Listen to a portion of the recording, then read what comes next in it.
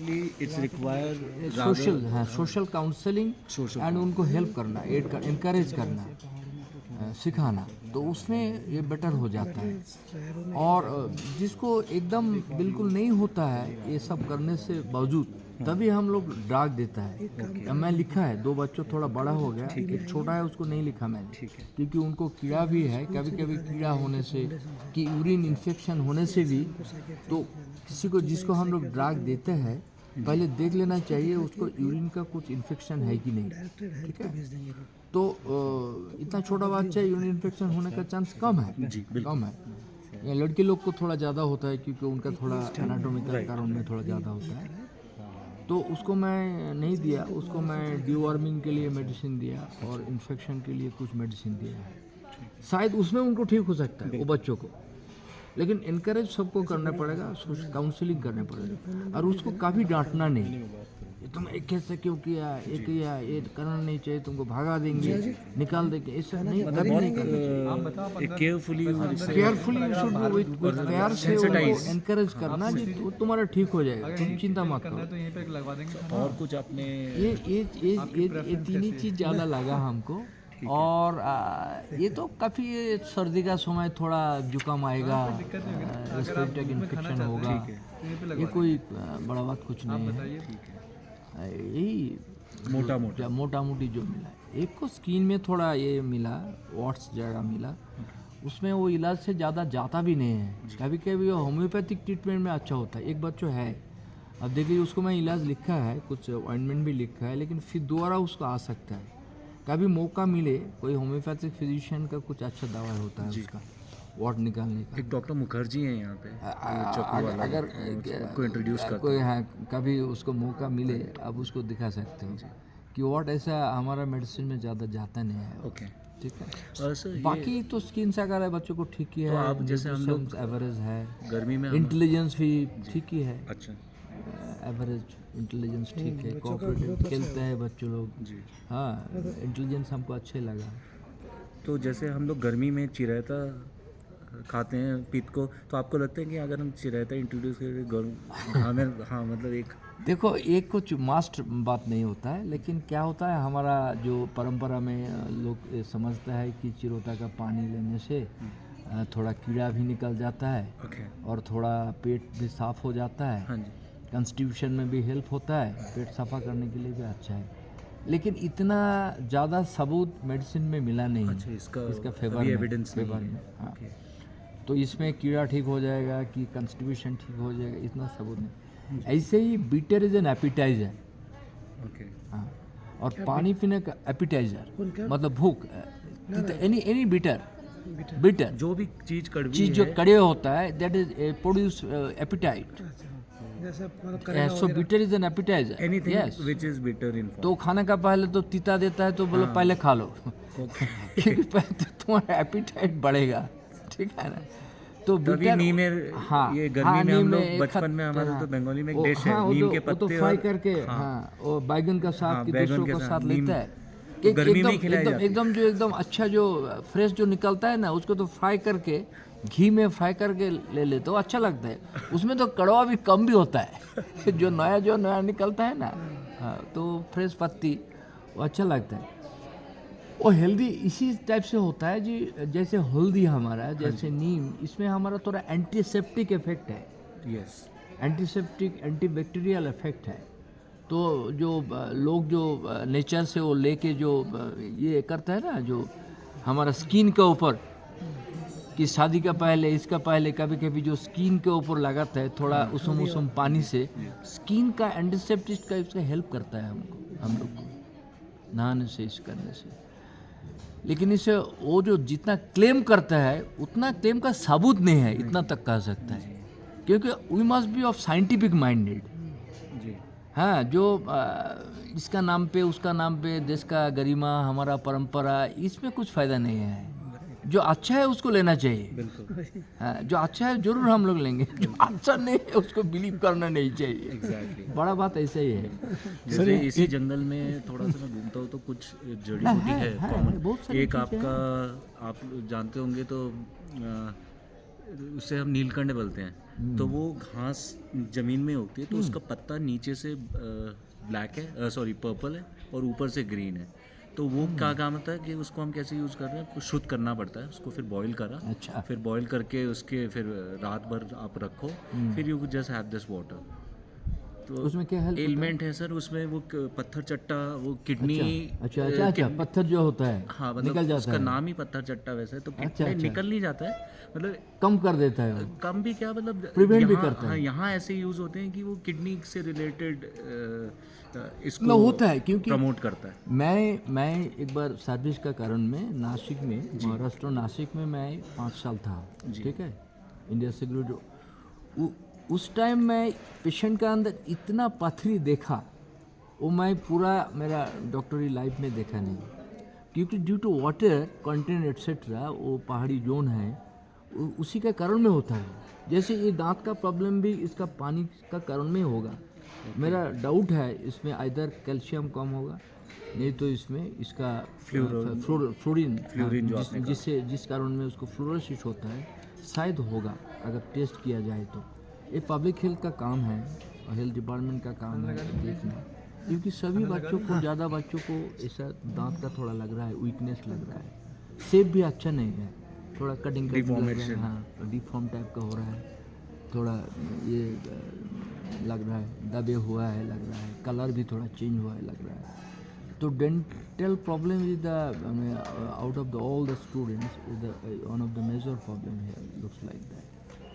Sir एक थोड़ा बहुत जो है वो इतने में मिलते ही है, ज़्यादा कुछ नहीं। एक सवाल है sir, I wanted to ask a very general question, because of your very vast experience and because of our working in some of the areas of Uttarakhand among children and adults, there is a very common belief which I wanted to ask you. एक बहुत ही common vocabulary है, जैसे intellectual या cognitive skills बच्चों के कम हैं, कैसे analysis होती है, कैसे उसकी रिपोर्ट बनती है, वो एक अलग बात है। लेकिन हमें इस तरह के बच्चों को किस तरीके से डील करना चाहिए, क्योंकि एक there is also a force of very strong push by the academic fraternity to follow a certain kind of a script to deal with children like that. So how should such children be generally attended to, and in what social environment should they generally, you think, will make progress? ऐसा तो इतना हम लोग जितना camp किया है उत्तराखंड में, कई ज़िला पे हम लोग किए हैं, तो ऐसा हम लोग को नहीं लगा जो बच्चों लोग हमारे पास आए, जो उनको जनरल एवरेज दिमाग, मतलब ब्रेन कुछ कमी है, कि उनका रिस्पॉन्स बराबर नहीं हो रहा है, जो हम लोग दूसरा कोई प्रदेश में देख रहा हूँ, ऐसा हमको नहीं लगा। मैं इंडिया को, मतलब मान लीजिए आप, लगभग 20-22 स्टेट में मैंने काम किया है, अब तक समय कि दूसरा टाइम हेल्थ चेकअप में हमको उत्तराखंड बच्चों को जितना तक हम लोग अभी देखे हैं, कि हमारा जो फ्रेंड्स लोग, बाकी डॉक्टर्स लोग, नर्सेस लोग देखे, किसी को नहीं लगा जिसका स्पेशल कोई दिमाग का कुछ प्रॉब्लम है। किसी को कुछ स्पेशल अगर निकले तो this is a specialized subject nowadays, and उसको दोनों चाहिए, एक तो साइकियाट्रिस्ट चाहिए, उसको स्पेसिफिक जो कारण कि क्या उनको हुआ है उसको डिटेक्ट करके उसको सही ढंग से इलाज करना, और बाकी जो आपको काउंसलिंग, वो भी एक स्पेशलाइज्ड है अभी, जो साइकोलॉजिकल काउंसलिंग, वो दोनों मिला के उसको एक जैसे चैलेंज, स्पेशल चैलेंज, जैसे आजकल हम लोग डिसेबिलिटी को कहता है, इससे फिजिकली चैलेंज और मेंटली चैलेंज, तो इस हिसाब से एक उसको देख के स्पेशली उसको देखना चाहिए। लेकिन बात ऐसा है कि हमारा जो फूड फॉर आवर ब्रेन और our general health, that is glucose mainly, brain का फूड मेनली ग्लूकोज ही होता है, और दैट इज़ कार्बोहाइड्रेट। तो हम लोग को अगर जैसे एक बैलेंस डाइट सबको मिलना चाहिए, वो मिल जाए, जैसे उनको मिनिमम जो प्रोटीन चाहिए एटलीस्ट पर किलो 1 ग्राम करके प्रोटीन डेली, जैसे उनको मिल्क चाहिए, विटामिन ए चाहिए रोशनी के लिए, आँख के लिए, विटामिन बी कॉम्प्लेक्स चाहिए नास का डेवलपमेंट के लिए, कि वो जो हमारा कॉमन न्यूट्रिशन से मिल जाता है, कार्बोहाइड्रेट, प्रोटीन और ऑयल फैट, जो हम लोग को मिलते हैं, मिल्क हम लोग को मिले, दाल मिले, चावल मिले, गेहूँ मिले, सब्जी मिले, इधर का नेचुरल जो फ्रूट्स है वो उन लोग इस्तेमाल करें, तो हमको लगता है कि उसका अलावा उनको ब्रेन के डेवलपमेंट के लिए, कि उनको दिमाग और तेज़ करने के लिए कुछ भी चीज़ को ज़रूरत है, इसको ही मिलना चाहिए। एक चीज़ याद रखना पड़ेगा हम लोग को, पहाड़ी इलाका में जो हाइट्स में होता है उसको ऑक्सीजन कमी होता है, उसका कारण के लिए उनका बॉडी में हीमोग्लोबिन ज़्यादा बनता है, तो पहाड़ी इलाके में हम लोग को एनीमिया नहीं मिलता। अगर पहाड़ी इलाके में एनीमिया मतलब हीमोग्लोबिन कम जिसको होता है, तो किसको हीमोग्लोबिन अगर किसी को स्लाइट भी कम मिलता है तो ज़रूर उसको कुछ बीमारी है, ये सोचना ही पड़ेगा। चाहे उनको कीड़ा है मतलब वर्म्स के कारण में, चाहे उनको दूसरा कुछ ब्लीडिंग का कुछ प्रॉब्लम है, चाहे उसको तीसरा कुछ प्रॉब्लम है जिसके खून बराबर बांध नहीं रहा है उसको, कि उसको आयरन सप्लाई कम है फूड सप्लीमेंट में, ज़रूर उसको निकालना पड़ेगा। नहीं तो नॉर्मल दूसरा प्रदेश में कि समतल में जैसे पता चलता है एनीमिया या इजीली पकड़ पाते हैं हम लोग, पहाड़ी इलाका में एनीमिया इससे पकड़ नहीं जाता है। ये नेचुरल कारण के लिए उसको खून का अंदर ऑक्सीजन को सारा सप्लाई बराबर रखने के लिए अपन तरफ से उनको हीमोग्लोबिन ज़्यादा बनाना पड़ता है। तो एक चीज़ हम लोग देखा, जो पहाड़ी इलाका में एनीमिया ज़्यादा मिलते नहीं, हीमोग्लोबिन का कमी नहीं मिलता है। तो मेरा कहना यही होगा आपको कि अगर किसी को निकल जाए, जो जैसे हमारा इन जनरल ये आजकल का जो जितना स्ट्रेस होता है फैमिली लाइफ में होता है, इकोनॉमिक कारण में होता है, सोशल सिचुएशन में होता है, उसी के कारण में एडल्ट के अंदर जो डिप्रेशन, स्ट्रेस, कोई वर्क ओरिएंटेड स्ट्रेस की दूसरा किसी के कारण में जो होता है, उसका इफ़ेक्ट प्रभाव उसका परिवार के अंदर भी जाता है, बच्चों के अंदर भी जाता है। ऐसे कोहेशन और हस्बैंड वाइफ का अंदर भी नहीं रहेगा, पेरेंट्स के अंदर नहीं रहेगा, उसका प्रभाव जरूर बच्चों के अंदर जाएगा। कि स्कूल का एक टीचर वो ठीक से बच्चों के साथ बिहेवियर ठीक से नहीं कर रहा है, उसका प्रभाव बच्चों के ऊपर गिरेगा। इससे उन लोग का बच्चों लोग का अंदर भी स्ट्रेस आ जाता है, कभी कभी फोबिया आ जाता है, कभी कभी डिप्रेशन में भी कोई गिरता है। जैसे पियर्स रिलेशंस मिक्सिंग, खेल कूद कर रहा है कि नहीं, कि एकलापन हो रहा है, अलग से रह रहा है, इसे हम लोग को पता चलता है। अगर किसी का अंदर ये होता है, this is the best way counselling करना, उनको भी करना, उसको एनवायरनमेंट भी करना। जैसे घर में जो उनको रहता है, उनके साथ पिताजी हो सकते हैं, माताजी हो सकते हैं, टीचर स्कूल में बोलना, जो उसको थोड़ा देखना, जैसे सोशलाइजेशन उनको ठीक से हो पाए। और मान लीजिए किसी को एकदम स्पेसिफिक कुछ डिजीज़ निकल गए उनको, जैसे हमारा जिसको मान लीजिए एपिलेप्सी होता है, this is one of the common, 5 to 10% हमारा पॉपुलेशन का अंदर हो ही सकता है। उसके कारण में भी बार बार होने से इफ़ेक्ट आ जाता है। कोई दवाई के कारण में, आजकल की प्रेगनेंसी के समय उसको कुछ कमी होने के कारण, कंजेनेटिकल कारण में उसका कुछ ब्रेन का कमी हो सकता है। तो ये सब कारण के लिए उनका स्पेसिफिक इलाज आइदर बाय द न्यूरोलॉजिस्ट और न्यूरोसाइकेट्रिस्ट और बाय द साइकेट्रिस्ट कराना चाहिए। लेकिन कॉमन में अगर कोई स्टडी करके इसको स्टेब्लिश कर पाए साइंटिफिक एविडेंस के ऊपर, तभी मैं बिलीव करूंगा जी इसका बच्चों का कोई कमी है, नहीं तो मैं इसमें thank you, that's very important statement sir. सहमत नहीं हूँ। एक इससे कनेक्टेड एक सवाल, एक चीज़ मैं इसमें जोड़ना चाह रहा था।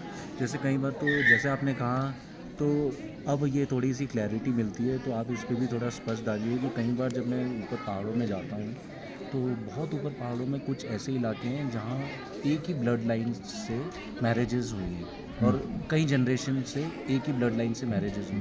तो वहाँ जब इस तरीके की मेंटली चैलेंज जब बच्चे निकलते हैं, तो वहाँ लोगों का एक ये है कि वो ब्लेम करते हैं कि, या वो लोग ये समझते हैं कि, या हम भी जब कभी समझते हैं तो हम यही समझते हैं कि यार शायद एक ब्लड लाइन में कई जनरेशन से ये सेम ही ब्लड लाइन में फैमिली बरान है।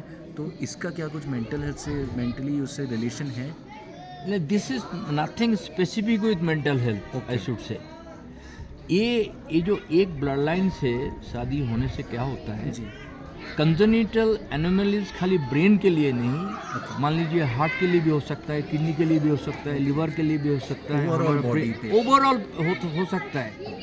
लेकिन ये सही बात है कि किसी को अगर मान लीजिए उनका खानदान में उसका कोई ब्रेन का प्रॉब्लम था तो उनका बॉडी लाइन में और खून लाइन पे अगर आएगा तो उनका हो सकता है। अच्छा, ट्रैवल कर सकते हैं? हाँ, ट्रैवल कर सकता है जरूर।